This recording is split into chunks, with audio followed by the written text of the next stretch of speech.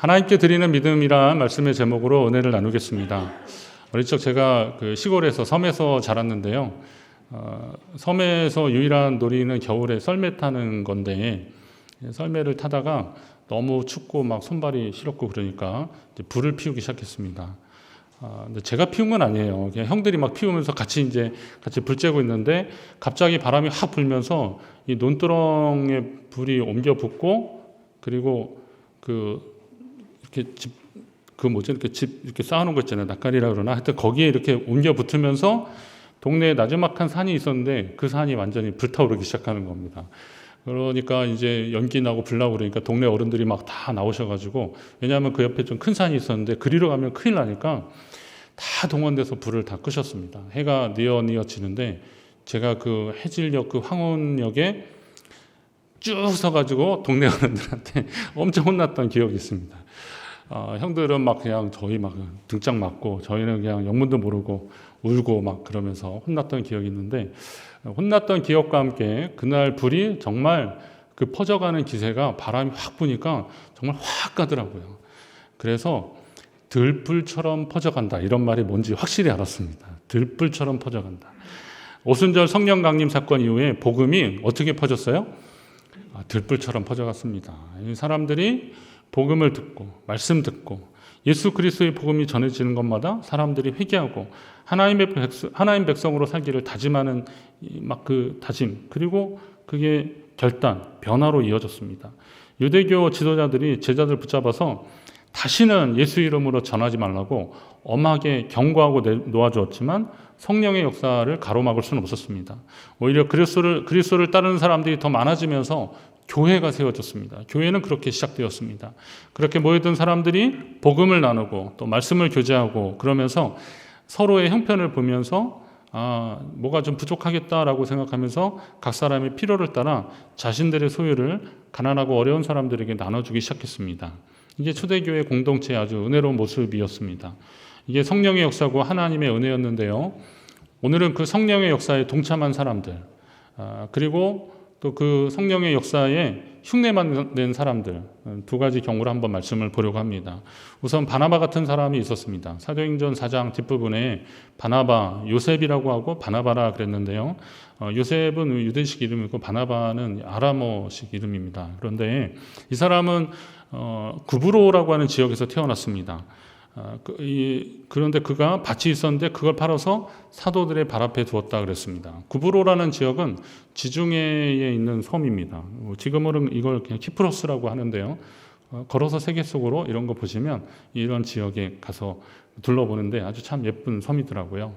근데 여기는 나중에 보면 알겠지만 스데반의 박해로 흩어진 사람들 중에서 그리스도인들이 와서 여기에 교회가 시작되었습니다.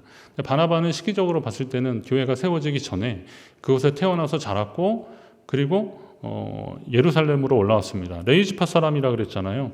네, 바가 이제 아들이거든요. 아들인데 나비 이런 것은 예언자, 선지자 이런 말입니다. 그래서 선지자가 내 백성을 위로하라라고 하는 그런 일들을 하기 때문에 예언자들이, 그래서 위로의 아들이다, 오늘 이렇게 번역을 했고요. 그리고 예언의 아들, 하나님의 뜻을 전하는 사람이다라는 겁니다.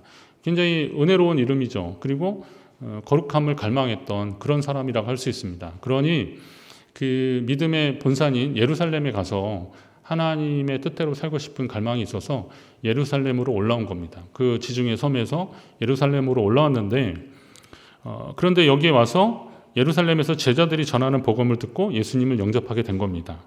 성령 충만하여서 믿음의 형제들을 또 돌아보게 되었고, 자신의 밭을 팔아서 가난한 자들의 필요를 나누라고 하는 성령의 음성에 순종하면서 그렇게 사도들의 발 앞에 내놓게 되었습니다. 바나바는 참 성품이 좋은 사람 같습니다. 사도행전 11장에 바나바에 대해서 소개하는 대목이 있는데, 이 사람을 성령과 믿음이 충만한 사람이라 그랬습니다. 성령과 믿음이 충만한 사람, 이에 큰 무리가 주께 더하여 주더라. 그의 영향력 때문에 성령과 믿음이 충만하여서 사람들에게 복음 전하고 말씀으로 믿음으로 살기 시작하니까 그를 보고 주께 더해지는 사람들이 많아졌다 그랬습니다. 바나바 하면 또 우리가 놓치지 말아야 되는 게, 사도 바울이 예전에는 그리스도인들을 핍박하던 사람 아닙니까? 근데 이 사람이 다메섹으로 가다가 예수님을 만났어요. 부활하신 예수님을 만나고 그리고 사명을 받았는데 아무도 그를 믿어주지 않았습니다. 그래서 그가 다메섹에 갔을 때 거기에 또 아나니아라고는 선지자가 있었는데 하나님이 그를 축복하라니까 그 사람이 지금 우리 믿는 사람들을 잡아 가두고 핍박하는 사람인데 그러면서 그럴 정도로, 그러니까 그 예수님을 만났다고 하는 것에 대해서 아무도 믿어주지 않는 그런 상황입니다. 다메섹에서의 아나니아는 그렇게 하나님에 순종했지만 그래도 여러 사람들이 다윗을 경계하고 멀리하고 그랬습니다. 이렇게 숙려 기간이 있었죠. 그러고 나서 예루살렘 교회에서 안디옥에 사람을 보내야 될 때 그때 바울이 이제 바나바가 바울을 추천하는 겁니다. 이 사람이 하나님께 쓰임 받는 사람이다. 그러면서 그를 추천하는데 이 박해가 심했던 당시로서는 사람을 추천한다는 거, 그리고 교회 지도자에게 일꾼으로 추천한다는 것은 어쩌면 이 사람이 잘못하면 모두 다 잡히고 어려움을 당할 수 있는 그런 상황이기 때문에 그런 상황에서도 믿고 신뢰하며 사람을 소개했다는 것은 바나바가 바울을 얼마나 잘 받고 또 하나님이 그와 함께 하시는 것을 믿음의 눈으로 보았기 때문에 그렇게 추천을 한 것으로 우리가 볼 수 있습니다. 자, 이런 사람이 바나바였습니다. 그래서 안디옥에 바나바와 함께 바나바와 바울이 가서 복음을 전했고 또 그리고 안디옥 교회가 부흥하면서 성령이 그 두 사람을 안수하면서 보내라 그래서 지금으로 말하면 이제 선교사로 그들을 소아시아 지역을 순회하면서 복음을 전하는 선교사로 파송할 때 그때 역시 구브로란 지역으로 처음 갑니다. 근데 여기에서도 생각해 보면 좀 바나바는 감회가 새로울 것 같아요. 그가 하나님을 사랑했고 그리고 의로운 하나님 일을 하고 싶었는데 예루살렘에 가서 예수님을 만났고 복음을 영접했고 그래서 파송을 받아서 고향 동네에 가서 복음을 전한다. 여러분 고향을 위해서 기도하지 않습니까? 혹시 춘천에 고향이신 분들 유지에 나갔다가 고향 동네에 위해서 기도하지 않습니까? 저도 제 고향 동네 이렇게 지나가다가도 보면 전에 이 성읍에 믿는 사람들이 그리 많지 않았었는데 교회가 세워지고 1,000명 이상의 교회들이 막 많아지는 거 보면서 참 하나님께 감사한 그런 기도한 적이 있었거든요. 아마 바나바도 그런 마음이었습니까? 고향을 위해서 기도했는데 응답도 받고 그랬던 겁니다. 자, 그렇게 전도여행을 떠났는데 비록 2차 전도여행 때는 1차 때 자신을 두고 버리고 간 마가 요한이라는 사람을 함께 데리고 갈 거냐라는 거를 바울하고 계속 논쟁을 하다가 다퉜어요. 그래서 결국은 2차 전도여행 때 바울 기준으로 2차 전도여행 때는 바울은 다른 사람하고 가고 바나바는 마가 요한이라고는 이 사람과 함께 갔습니다. 알고 보면 이 마가 요한은 사실 바나바의 조카인데 근데 조카라서가 아니라 바나바의 심성이 그런 거예요. 이전에 그가 바울에게 그랬던 것처럼 회개하고 하나님 앞에 새로워진 사람 그리고 하나님의 사명을 받은 사람에게 기회를 주고 싶은 그런 마음이죠. 마가 요한이 생각이 짧아서 다시 갔지만 그러나 그에게 다시 한번 기회를 주고 싶었던 것이 바나바의 마음이었던 거예요. 그러니까 믿어주고 신뢰하고 기회를 주고 싶어 했던 바나바. 예전에 제가 그 바나바 관련된 연구를 좀 하고 설교도 한번 한 적이 있는데요. 이 바나바라는 사람은 참 그렇게 돕는 자더라고요. 바울 같은 사람은 리더십을 가지고 확 끌고 가는 사람인데 바나바는 천천히 살피고 도와주고 그런 사람이죠. 사도행전 이렇게 쭉 읽어보면 바나바와 사울 또는 바울 그러다가 나중에 바울과 바나바 이름이 바뀌어요. 순서가 바뀌어요. 그러나 그것 때문에 바나바가 내가 저 바울을 추천했는데 이러지 않습니다. 그냥 기록에서 살며시 사라지더라도 그것 때문에 요즘 우리가 읽는 그 사울하고 다윗 왕의 그 경쟁 관계하고는 완전 대조적인 거거든요. 사울은 자기가 이름이 잊혀지는 거, 백성이 다윗을 더 좋아하는 것에 대해서 불안해하고 두려워하기까지 하고 그래서 그를 어떻게든 죽이려고 했는데 바나바는 끝까지 이렇게 세워주고 섬기는 그런 일들을 했던 겁니다. 우리 교회 안에 이렇게 성령과 믿음이 충만한 바나바 같은 믿음의 사람들이 더 많아지기를 축복합니다. 여러분이 그런 사람 되기를 하나님 앞에 소망해 보십시오. 하나님, 제가 돕는 자 되기를 원합니다. 그리고 세워주는 자 되기를 원합니다. 이런 바나바의 그런 모습들 때문에 사람들이 용기를 얻고 도전을 얻고 그랬습니다. 자, 그래서 그 자기 밭을 팔아 그 값을 사도들의 발 앞에 둔 바나바의 헌신 때문에 예루살렘 성도들에게는 큰 도전이 되었죠. 귀감이 되었습니다. 바나바가 사람들의 칭찬을 받으려고 계획적으로 일부러 그런 것은 아닌데 그러나 그와 같은 헌신이 많은 사람들에게는 도전을 준 것이 분명합니다. 우리는 이런 경우를 이제 선한 영향력이라고 그러잖아요. 선한 영향력. 누군가 그렇게 물꼬를 틀고 먼저 했을 때 사람들이 나도 한번 저렇게 해봐야겠다라고 하면서 같이 그렇게 살아가는 거, 이게 선한 영향력입니다. 한 사람이 희생과 헌신이 많은 사람들에게 영향을 주는 겁니다. 오늘 바나바가 한 행동이 좋아 보여서 아마 자발적으로 그렇게 한 사람들도 꽤 있었을 것입니다. 그런데 오늘 우리가 나눌 말씀, 이 아나니아 삽비라는 사람은 그런 순수한 동기로 따라한 것 같지는 않습니다. 그들은 처음 시작은 바나바하고 같았어요.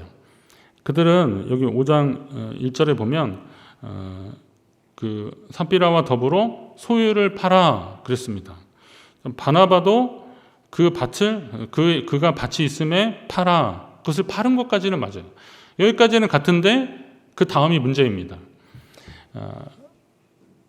본문을 잘 읽어보면 아나니아라는 사람이 소유를 판 돈 일부를 감추었다는 겁니다. 감추었다. 그리고 그의 아내 삽비라도 그 사실을 알았습니다. 여기 알다라고 하는 단어가 원어적으로 보면 그냥 그랬어? 그러면서 그냥 아는 정도가 아니라 서로 수기하고 이렇게 서로 좀 의논하고 그래서 그렇게 하기로 사전에 논의를 한 그런 의미의 단어입니다. 그러니까 아나니아 삽비라는 어떤 분은 뭐 이렇게 판 돈을 가지고 오다가 중간에 마음이 바뀌었을 거예요. 좀 아까워서 바뀌었어 이렇게 말하는데 아니에요. 그렇지 않습니다. 그랬으면은 누군 그러더라고요. 삽비라가 그 감춘 돈 가져다 어디다 놀라고 늦게 왔다 그러기도 하는데 단어의 원어적 의미로 본다면 이미 밭을 팔고 하는 그런 과정에서 그렇게 한 거예요. 그렇게 한 겁니다. 그리고 나서 문제는 그게 그 판 전부인 양 사도들의 발 앞에 내놓았다는 거죠. 그래서 베드로가 이 부분을 가지고 성령의 감동으로 책망을 합니다. 어찌하여 사탄이 내 마음에 가득하여 내가 성령을 속이고 땅가 얼마를 감추었느냐. 그들이 뭐 우리가 보통 생각하기에 그냥 소유를 팔아서 절반을 가져왔습니다 이렇게 말하면 그게 큰 문제가 되겠습니까? 그런데 뭐 앞에 있었던 바나바 저 요셉처럼 우리도 그런 것처럼 막 그렇게 얘기한 거죠. 그러니까 그것은 결국은 속였다는 거죠. 베드로가 탄식합니다. 어찌하여. 우리는 충분히 성령의 능력으로 이미 이런 유혹을 극복할 수 있는 힘을 하나님이 우리에게 주셨는데 어찌하여 사탄의 그 계계에 넘어갔느냐. 그러고 보니까 이 물질에는 사탄이 역사하더라고요. 보니까 물질은 좀 예민하거든요. 우리가 별거 아닌 것 같아도요, 물질은 이상하게 우리의 마음이 이렇게 거기에 가더라고요. 보니까 내가 돈이 많고 적금의 문제가 아니라 뭐 어떤 분이 그러더라. 야, 저 사람 돈도 많은데 어떻게 그렇게 뭐 인색해 막 그러는데요. 가만히 생각하면 그렇게 했기 때문에 되는 거예요. 예, 그렇게 했기 때문에 제가 예전에 강남에 어느 백화점 갔는데 오픈런이라고 하십니까? 문 딱 열리자마자 이렇게 막 뛰어가서 이렇게 세일하는 데 갔는데 강남 분들은 그래도 교양이 있더라고요. 막 뛰진 않고 그냥 총총걸음으로 빨리 가시더라고요. 그래서 뭘 하나 봤더니 이벤트 홀이 있는데 이렇게 봤더니 이렇게 옷을 파는 거예요. 보통 그냥 그렇게 뭐 소위 말하는 이제 그런 뭐 재고 정리하는 것 같은 그런 것 같으면 뭐 우리가 생각하면 몇만 원 이렇게 하면 되겠는데 몇만 원이 아니에요. 몇십만 원짜리더라고요. 그런데 그거를 막 살려고 그러는 거예요. 그래서 이게 클래스가 다르구나 그런 거죠. 근데 어떤 분이 그러시더라고요. 그렇게 해도 시장에 가서 콩나물값 깎는다고 그러더라고요. 요즘은 다 봉지 포장을 해서 뭐 그럴 일 없는데 그래도 이제 재래시장에 보면 콩나물 있잖아요. 근데 막 얻는 거죠. 근데 제가 어릴 적에 시장에서 살아봤기 때문에 아는데 시장에서 있는 분들이 좀 이렇게 나중에 돈을 버시거든요. 근데 그분들은 물건을 잘 팔아서 뭐 이렇게 그 차익으로 돈을 버는 게 아니라 성실과 인내와 끈기, 꾸준히 아침 부지런히 문 여시고 늦게까지 하고 단골 관리 잘하고 그러면서 그냥 꾸준히 장사를 하셔서 저축하고 그때 그 일수 같은 거 있잖아요. 막 언제 한 번은 떼먹혀서 막 난리가 나고 그래도 그것도 일수를 해요. 왜냐하면 먹던 몰래면 그거라 그러면서 그렇게 하시면서 한 푼 두 푼 모아서 그렇게 된 건데 그래도 사실 그분들은 아까 말했던 이분들하고 좀 많이 차이가 나잖아요. 그런데도 거기서는 정가에 하나 애누리 없이 하지만 시장이나 이런 데 가면은 깎는 게 맛이라고 그러면서 막 하는 거죠. 그러나 이런 부분들이 사실 뭐 정으로 그럴 수도 있고 또 뭐 관례상 그럴 수도 있지만 저는 물질 앞에 연약한 우리의 모습을 한번 보자라는 거죠. 연약한 겁니다. 연약한 거. 그렇기 때문에 하나님 앞에 하는 데 있어서는 이거 기도 많이 하고 하셔야 돼요. 헌금할 때도 그렇고 기도하셔야 되는 겁니다. 그리고 누군가의 헌신이나 수고를 이거를 쉽게 생각해서는 안 되는 겁니다. 베드로가 그러죠. 여기 그 땅이 그대로 있을 때 내 땅이 아니며 판 후에도 내 마음대로 할 수가 없더냐. 어찌하여 이 일을 내 마음에 두었느냐. 왜 그랬느냐라고 하는데 이게 번역이 좀 원문으로 봐도 번역이 좀 까다롭더라고요. 그래서 의역을 하면 이런 거예요. 땅을 팔기 전에도 너의 수중의 소유였고 그리고 그걸 팔아서 돈을 가졌을 때도 내 주머니에 있을 텐데 그러면 그 소유를 하는 그 물질의 주도권자는 너였지 않느냐. 그러면 성령이 주시는 감동이 있었을 때 이미 성령은 우리에게 그런 감동을 주셔서 하도록 했는데 왜 이걸 이기지 못하고 그리고 다른 선택을 했느냐라고 책망하고 있는 거죠. 마치 자신의 소유 전부를 팔아서 가져온 것처럼 거짓말을 했다라는 거죠. 이건 단순히 사람을 속인 게 아니라 교회를 그리고 성령 하나님을 속인 것이다라고 책망하고 있습니다. 이 말을 듣고 아나니아가 엎드려 죽었는데 그리고 그 사실을 모르고 그의 아내가 또 왔다가 결국은 그도 거짓말하고 죽고 말았습니다. 이 잔치집에 찬물을 확 꼈는 것 같은 그런 이야기입니다. 제가 만약에 성경을 기록하는 사람 같으면 이 아나니아 삽비라에게는 그냥 슬그머니 좀 뺐으면 좋겠어요. 근데 성령은 그러지 않으시더라고요. 이거 쓰는 이유가 왜겠습니까? 우리의 연약함을 알기 때문에 그렇습니다. 우리의 연약함을 알기 때문에 부끄러운 것도 기록하는 것은 하나님의 뜻인 거죠. 마치 여리고성 전투에 전리품을 챙긴 채로 심판을 받은 아간이 연상되는 그런 대목입니다. 그러면서 우리가 느끼는 건 뭐냐면 신앙은 이거 흉내내면 안 되겠다. 흉내내면 안 되겠다. 아나니아 삽비라 이야기 그 바로 앞에 바나바 이야기가 나오는 거는 우리에게 그 교훈적 의미가 있는 거죠. 바나바가 그렇게 함으로 인해서 사람들에게 칭찬을 받게 되고 좋은 소리 듣게 되고 그러니까 이 사람들에게도 그런 욕심이 있었던 겁니다. 그러나 여러분 믿음은 우리가 예수 그리스도를 주로 고백하며 구원받은 하나님 백성이 되는 믿음은 분명한데요. 그러나 풍랑이 있는 바다에서 두려워 떨고 있는 그 제자들을 보면서 어찌하여 믿음이 작은더라 어찌하여 두려워 떨고 있느냐 이렇게 말씀하시는 예수님 모습을 보면 믿음은 저마다의 분량이 있는 것 같아요. 달란트 비유에도 보면 뭐 누구를 더 많이 사랑하고 적게 사랑하고 이런 문제가 아니에요. 아니 안 사랑했으면 돈을 안 줬지 뭐 그거를 굳이 그렇게 줄 게 필요가 뭐가 있겠습니까? 그런데도 이 사람은 이 정도를 감당할 수 있겠다라고 신뢰하고 주는 거죠. 그러면 오늘 우리도 믿음의 분량이 있으니까 이 분량대로 하나님을 잘 섬기면 되는 거죠. 누구 뭐 따라하거나 흉내내고 그럴 것이 아니라 이거죠. 하나님이 내게 주신 은혜를 내 은혜가 내게 족하다라고 생각하고 내가 할 수 있는 그것을 하는 것이 하나님 기뻐하시는 사람으로 살아간다는 것입니다. 여러분 흉내내지 말고 진심으로 믿음으로 주님 앞에 나아가시기를 간절히 바랍니다. 베드로 사도의 책망의 요지는 그거죠. 내가 사람이 아니라 하나님께 거짓말한 것이다 라고 하는 겁니다. 교회 공동체는 단순한 사람들의 집합체가 아니기 때문에 세상의 모임은 뭐 필요에 따라서 모이기도 하지만 목적이 닿으면 사라지잖아요. 저도 뭐 어느 날 이렇게 카톡 보니까 단톡방이 되게 많더라고요. 근데 이걸 나가 마라 막 그렇게 생각이 들 때가 있어요.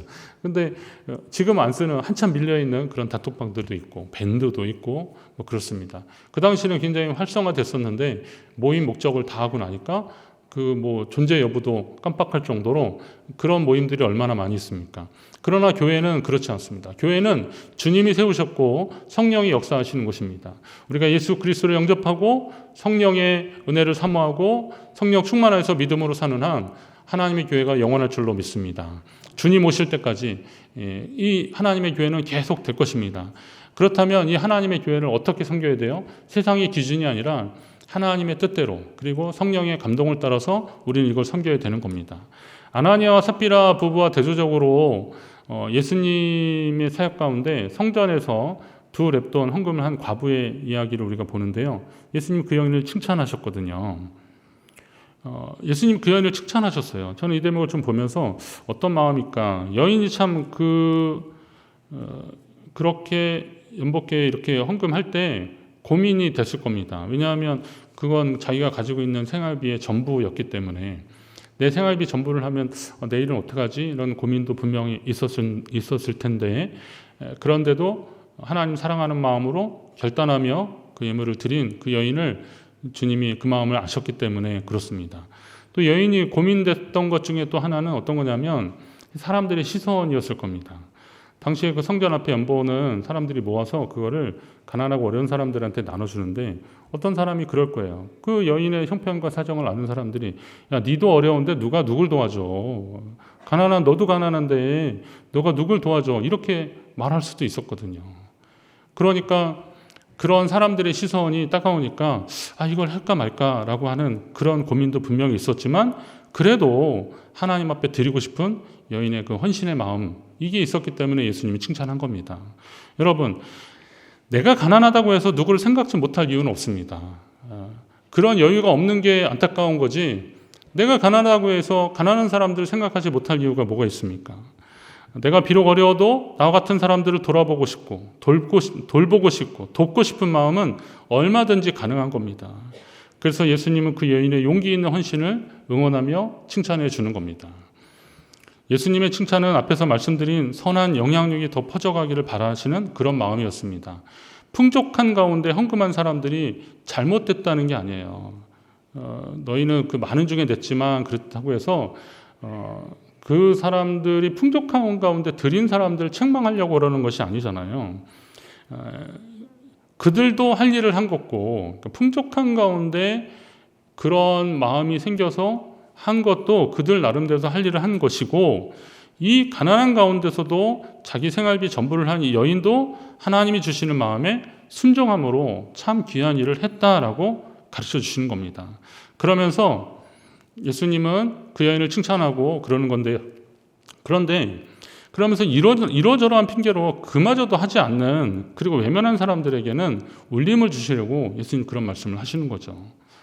가끔 교회가 더 가난하고 어려운 사람들을 돌보는데 재정을 써야 한다라고 말씀하시는 분들이 있습니다.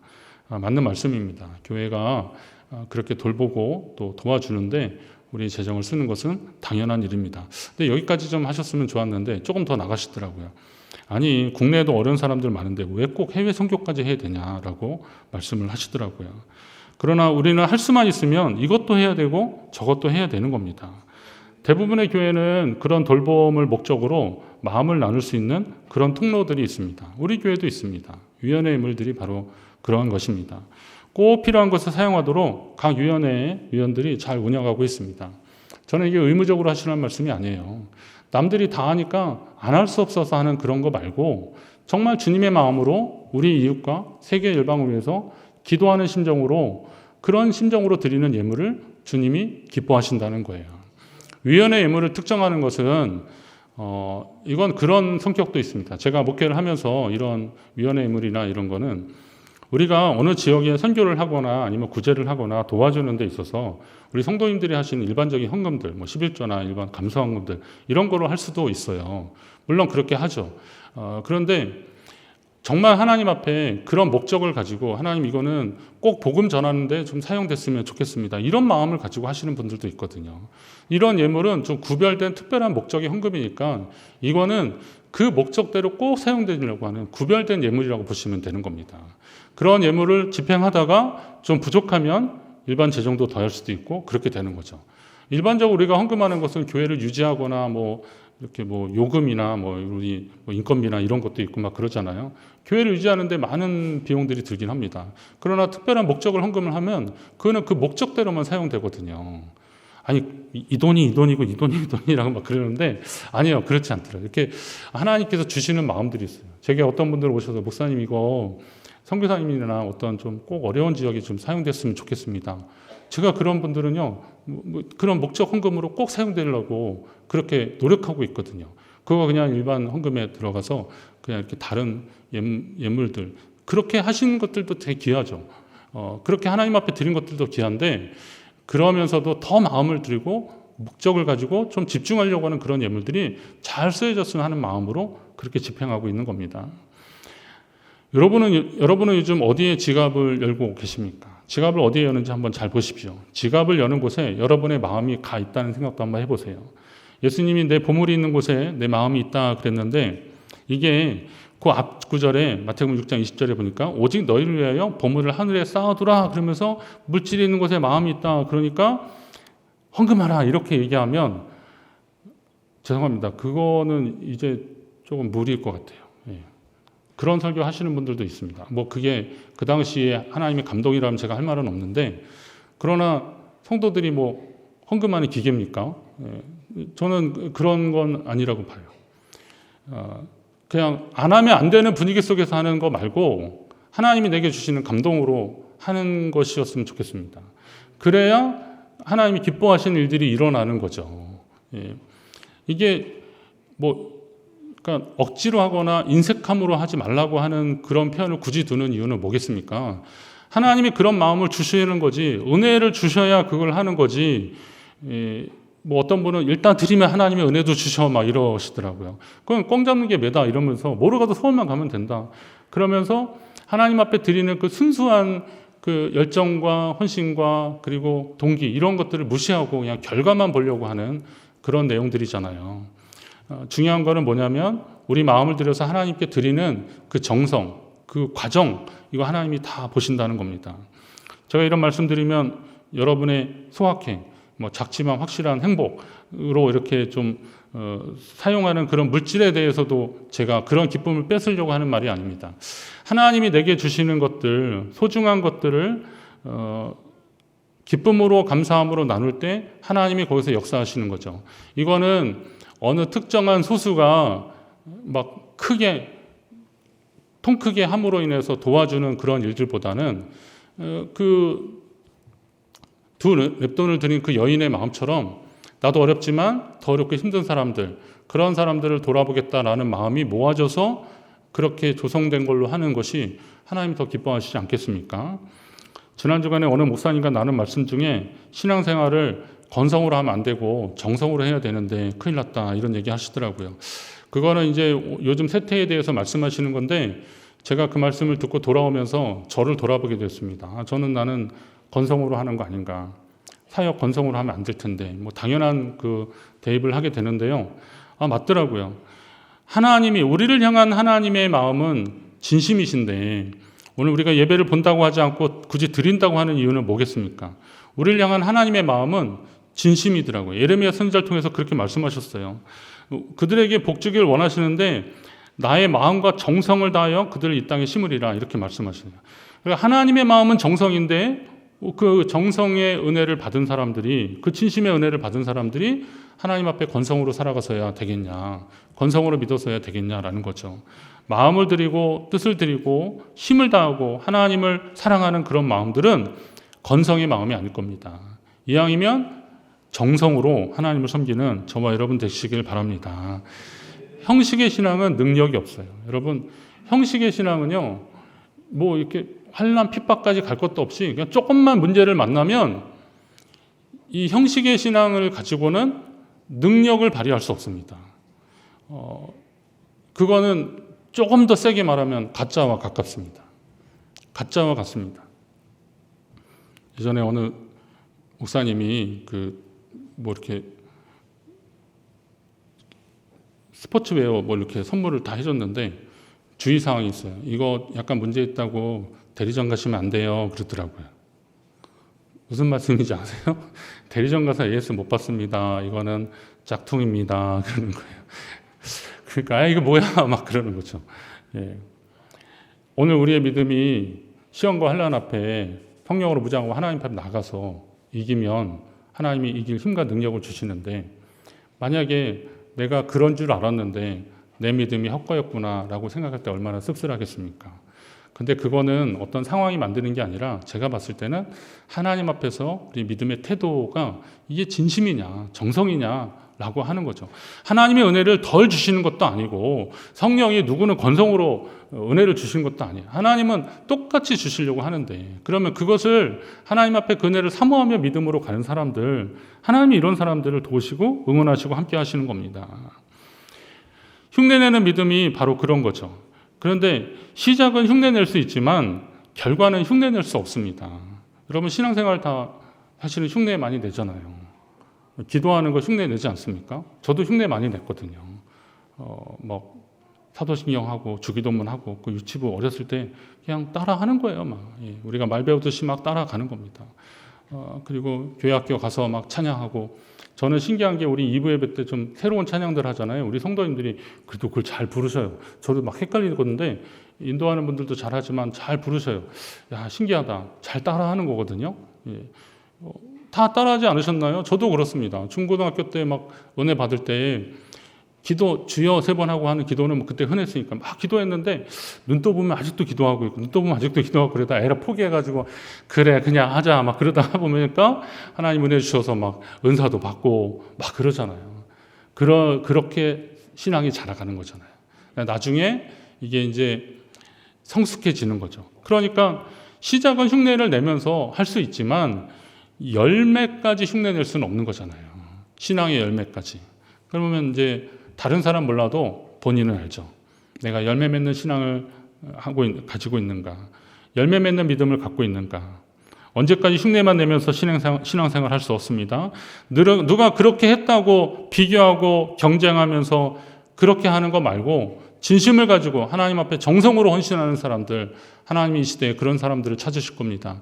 아나니아 삽비라가 만약에 그 정성을 가지고 하나님 앞에 드렸다면 그의 삶에 또 다른 은혜를 하나님이 부어주셨을 텐데 참 아쉽습니다. 제가 말씀드렸듯이 빼고 싶은 대목이지만 굳이 이런 이야기를 성경에 그 지면을 할애하면서까지 넣는 이유는 뭐겠습니까? 우리 믿음을 돌아보라는 거죠. 진심으로 하나님 섬기는 하나님 백성들. 무엇을 하든 간에 하나님 주신 힘과 능력으로 주님께 하는 저와 여러분, 우리 교회 가운데 더 많아지기를 주의 이름으로 축원합니다.